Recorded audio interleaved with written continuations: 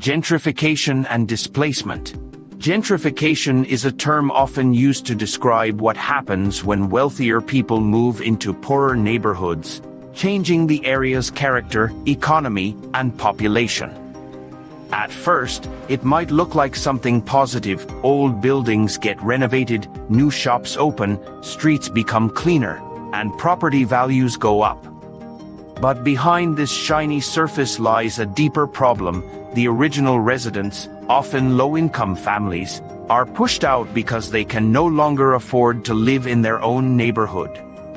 This process of being forced to move out is called displacement, and it is one of the most serious social consequences of gentrification. To understand gentrification in simple terms, imagine an old neighborhood where people have lived for generations. Houses are small, rent is affordable, and the community is close-knit.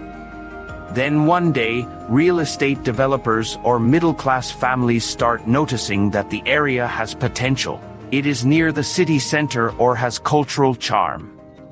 They begin to buy old houses, fix them up, and sell them for much higher prices. New restaurants, cafes, and boutiques open up to cater to these newcomers. Suddenly, the cost of living in that area rises dramatically. As property values increase, landlords raise the rent, and local shops start selling more expensive goods.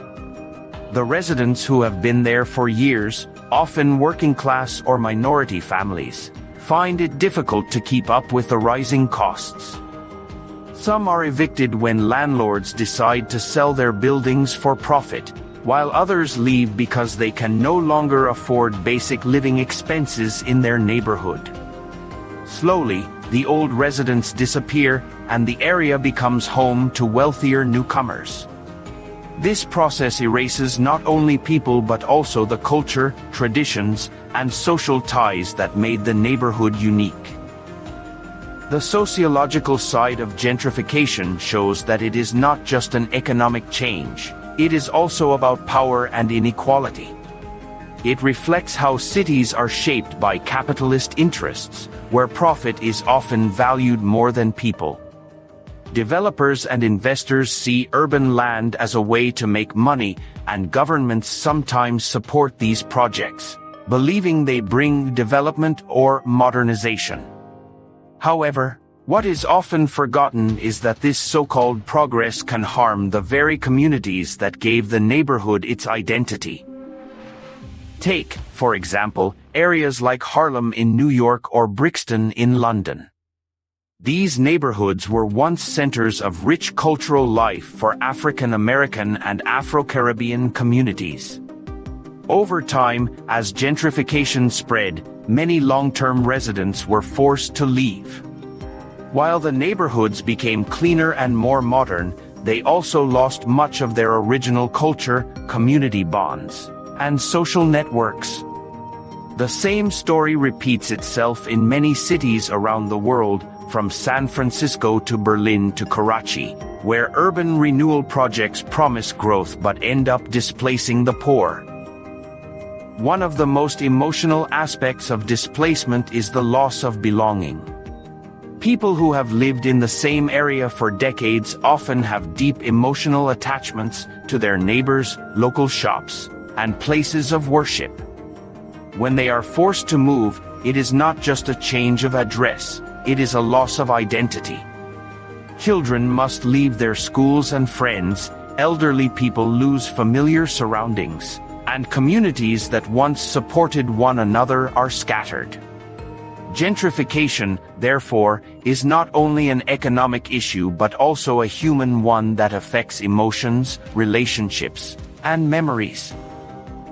It is important to note that gentrification does not always happen naturally.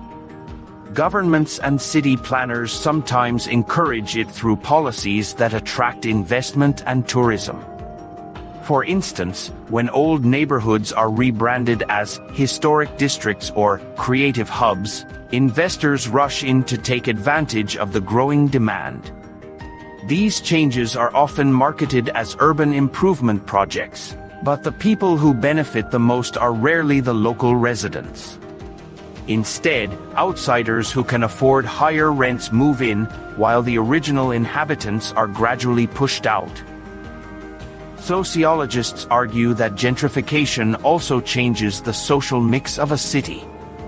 When wealthier people move into an area, they often bring different lifestyles and values.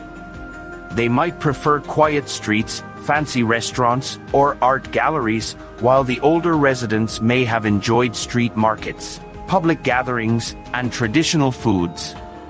As new businesses open to cater to the tastes of the newcomers, the old shops and cultural spaces disappear. This creates a sense of alienation for the remaining poor residents, who feel like strangers in their own community. Another major effect of gentrification is the growing gap between rich and poor. Cities are becoming more divided, with luxury apartments on one side and overcrowded housing on the other. The people who provide essential services, like teachers, shopkeepers, or bus drivers, are often unable to live near their workplaces because of high rent. This forces them to travel long distances every day, which affects their quality of life and increases social tension. However, gentrification is not entirely negative. Some argue that it brings investment to neglected areas, reduces crime, and improves infrastructure. Roads are repaired, schools get more funding, and local businesses may attract new customers. The problem, however, is that these benefits often come too late for the people who lived there before. Development should not come at the cost of displacement. Instead of removing the poor, cities should find ways to include them in the process of improvement by offering affordable housing, rent control, or community ownership programs.